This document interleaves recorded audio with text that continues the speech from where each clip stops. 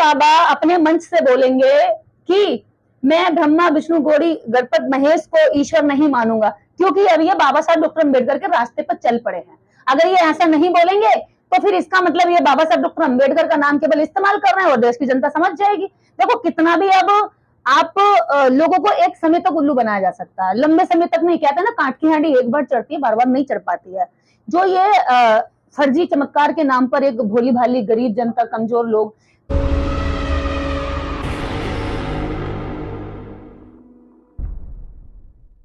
कैसे देखती हैं इस मामले को?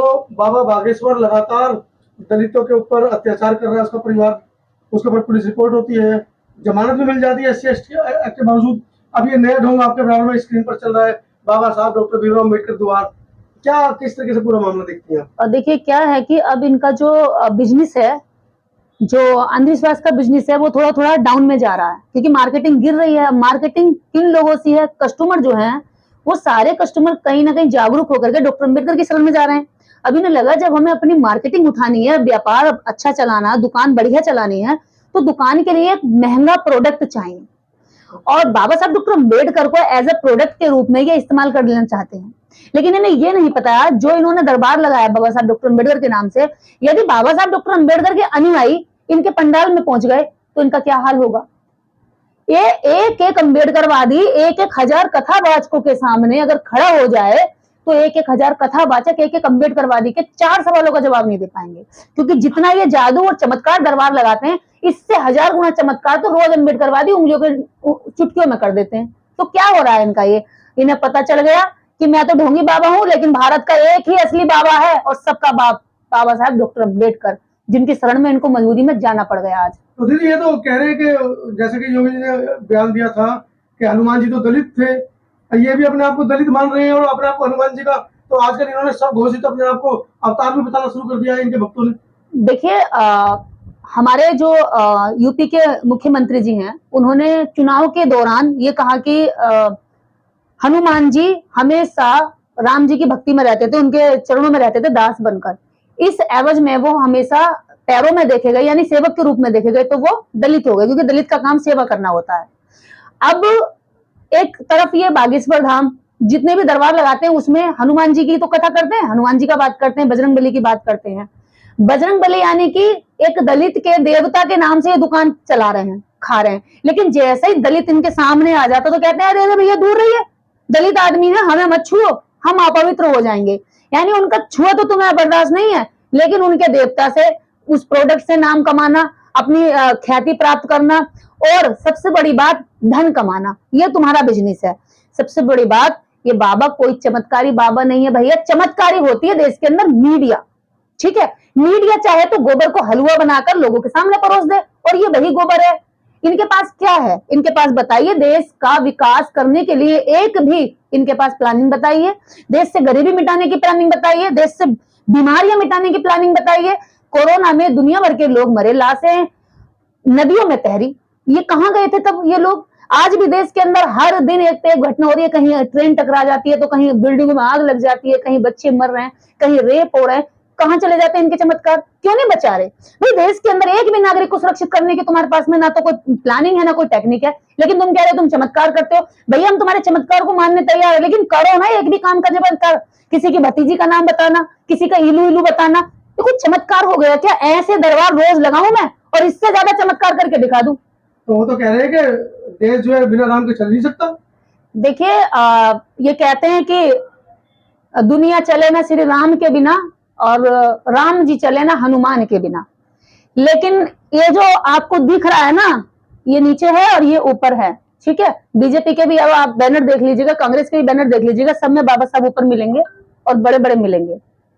तो भारत चले ना संविधान के बिना, और संविधान चलेगा बाबा साहेब के विचारों के साथ। इन लोगों को भी पता चल गया, कथा चले ना दलितों के बिना और दलित चले ना डॉक्टर अम्बेडकर के बिना। तो दलित को अगर बुलाना है, प्रभावित करना है, तो कुछ तो दिखाना पड़ेगा कि भैया देखो हम डॉक्टर अम्बेडकर को लेके चल रहे हैं। और मुझे तो ये बड़ी खुशी की बात लग रही है। इसको लोग अपने अपने हिसाब से देख रहे होंगे, ये सोच रहे हैं कि डॉक्टर अम्बेडकर की विचारधारा में हम मिक्सअप कर देंगे, या डॉक्टर अम्बेडकर एक शुद्ध आटा है और उसमें हम रेता मिला करके अपने आप मिला इनके खाने लायक नहीं छोड़ेंगे। तो सुनो ध्यान से, डॉक्टर अम्बेडकर शुद्ध विचारधारा है। इसमें तुम्हारा पाखंड और तुम्हारा जो ढोंग है वो इसमें मिक्स नहीं हो सकता। क्यों नहीं मिक्स हो सकता?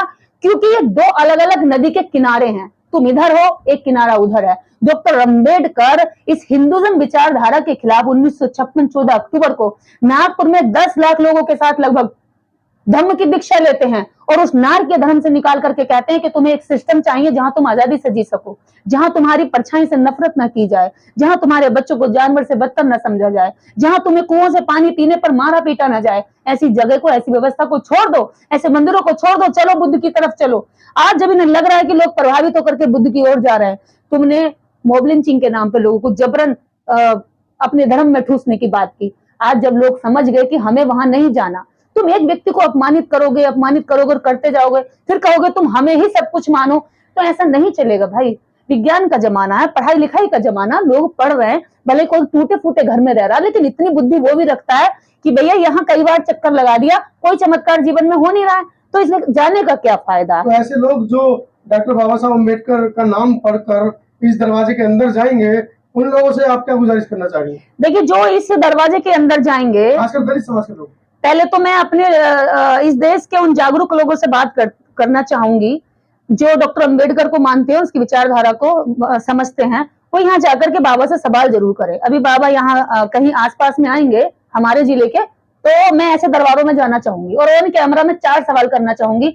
4 सवाल मेरे होंगे और 4 सवाल बाबा के होंगे। बाबा 4 सवाल करें, मैं उनके जवाब दूंगी, और 4 सवाल मेरे हों, बाबा उनके जवाब दे दें। तब मैं मानूंगी कि आप डॉक्टर अंबेडकर का नाम इस्तेमाल करने के लायक हो। क्योंकि आप डॉक्टर अंबेडकर का नाम और तस्वीर इस्तेमाल कर रहे हो, तो आपको बाबा साहब अंबेडकर की 4 बातें बतानी भी पड़ेंगी मंच से। केवल फोटो से काम नहीं चलेगा। फोटो तो बच्चा बच्चा जानता है। आजकल घरों में जब बच्चे पैदा होते हैं तो शगुन के तौर पर लोग संविधान गिफ्ट कर रहे हैं, शादियां होती हैं तो बाबा साहब की तस्वीरें गिफ्ट कर रहे हैं। आज जब नई दुल्हन घर में आती है तो गिफ्ट के तौर पर संविधान और बाबा साहब की प्रतियां दे रहे हैं। हमारे यहाँ तो बच्चा पैदा होते ही उसको कोई भी 33 करोड़ नहीं दिखाए जाते, बाबा साहब डॉक्टर अंबेडकर दिखाए जाते हैं। तो ये इससे काम नहीं चलेगा। आपको बाबा साहब अंबेडकर की विचारधाराएं बतानी पड़ेंगी। आप बाबा साहब की अपने मंच से 22 प्रतिज्ञाओं में से शुरू की 4 प्रतिज्ञाएं बोल देना, और मैं आपके जो आप चमत्कार दिखा दे, उन चमत्कारों में से मैं 8 चमत्कार दिखाऊंगी। वहां किसी भी व्यक्ति को बुला लेना, उसके दादा का, बाबा का या उसके जीवन से जुड़ी 4 घटनाएं मैं भी बता दूंगी। तो देख लेना, आप बड़े महापंडित हुए, निर्देश महापंडित हुई, ये जनता साबित करेगी। तो बाबा साहब तो मैं ब्रह्मा विष्णु महेश को भगवान हाँ। नहीं मानता हूँ, उस विचारधारा को इस देश के अंदर रोपित करके गए हैं, और ये चमत्कार को नमस्कार कर रहे हैं। यही बाबा अपने मंच से बोलेंगे कि मैं ब्रह्मा विष्णु गौरी गणपत महेश को ईश्वर नहीं मानूंगा, क्योंकि अब ये बाबा साहब डॉक्टर अंबेडकर के रास्ते पर चल पड़े हैं। अगर ये ऐसा नहीं बोलेंगे तो फिर इसका मतलब ये बाबा साहब डॉक्टर अंबेडकर का नाम केवल इस्तेमाल कर रहे हैं और देश की जनता समझ जाएगी। देखो, कितना भी अब आप लोगों को एक समय तक उल्लू बनाया जा सकता है, लंबे समय तक नहीं। कहते हैं ना, काट की हांडी एक बार चढ़ती है, बार बार नहीं चढ़ पाती है। जो ये फर्जी चमत्कार के नाम पर एक भोली भाली गरीब जनता, कमजोर लोग, देखो देश में इतनी गरीबी है, अशिक्षा है, अज्ञानता है और बीमारी है। सबसे बड़ी बात, अच्छे हॉस्पिटल नहीं है, दवाइयां नहीं है, अच्छे डॉक्टर इतने महंगे हो गए हैं कि गरीब गुरुबा अपना इलाज नहीं करवा सकता वहां जाकर। तो वो क्या सोचता है, चलो चमत्कार से कुछ मेरी बीमारी ठीक हो जा, मेरी बच्ची को अच्छा रिश्ता मिल जाए। दहेज प्रथा इतनी है कि लोग शादियां करने जाते हैं तो अच्छे रिश्ते नहीं मिलते, तो सोचते हैं चमत्कार के जरिए कोई अच्छा घर बस जा। ऐसी समस्याएं देश के अंदर, ये हमारे समाज में फैली हुई कुरीतियां हैं जिन पर हम जैसे लोग काम कर रहे हैं। ये बाबा लोग उसको बढ़ावा दे रहे हैं, और यही बाबा लोग ऐसी जनता का शोषण करते हैं, बुलाते हैं।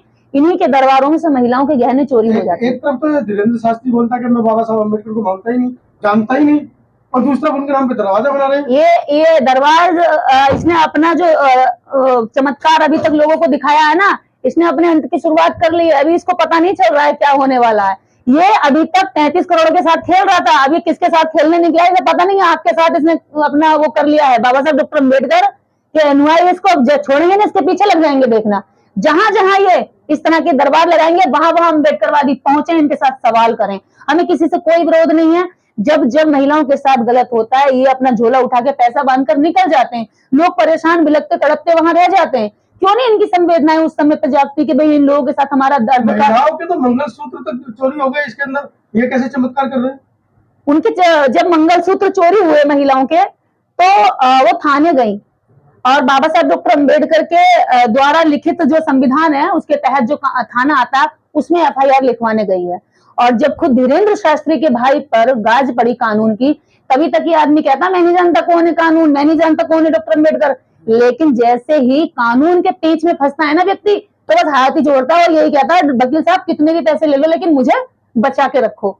तो ये जब इनके भाई के ऊपर एक्ट लगा तो ये संविधान की शरण में गए, इनके चमत्कारों ने कोई काम नहीं किया, इनके चमत्कार फेल हो गए। देश के अंदर इतनी सारी घटनाएं हुई, इनके चमत्कार फेल हो गए। इस देश के अंदर इन्हीं के पंडालों में महिलाओं के गहने चुर जाते हैं, उनको नहीं ढूंढ पाते, उन चोरों की पर्ची नहीं खोल पाते। उन महिलाओं के साथ यहाँ पर आपको पता होगा लगभग 32 लड़कियां इनके पंडालों से, इनके कथाओं से गायब हुई हैं और उन लड़कियों को कुछ अता पता नहीं चला है। एक पीड़ित अपनी पत्नी को डॉक्टर के यहाँ ले जाने की बजाय ठीक करने की उम्मीद से इनके दरबार में लाया था, लेकिन दरबार में आके उसकी महिला की मृत्यु हो जाती है। ये पता नहीं कर पाए कि मेरे यहाँ पे एक महिला मरने वाली, पहले पर्ची खोल दूं उसको बचा लूं। अगर मैं वहां होती और चमत्कार कर सकती तो पहले भी उसकी जान बचाती।